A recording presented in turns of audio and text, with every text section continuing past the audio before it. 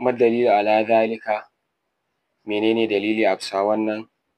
Jawab amsa, addalilu ala zalika, dalili a bisa haƙƙin manzanni tsira da amincin Allah su tabbata a gare su, li'anna man hadarahum, cewa duk wanda ya zama present a lokacin da ya riski wani annabi ko ya riski annabawa ko ya ga abin da annabawa suke yi, shahada zalika, zai tabbatar da wannan, suna ci suna sha suna tafiya suna rashin lafiya ɗan kaɗan, sannan ba su da siffa ta tawaya. Duka wanda yake lokacin ya san kowane annabi ne yana da wannan siffar.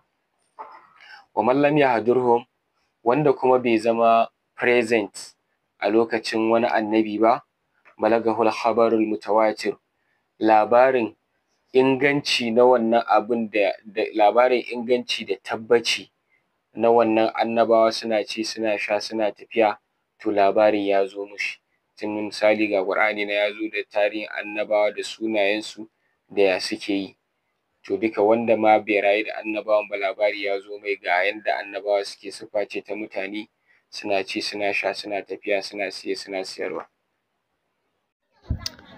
Aqif TV, ku danna mana subscribe sannan ku danna mana ƙararrawa. Mun gode.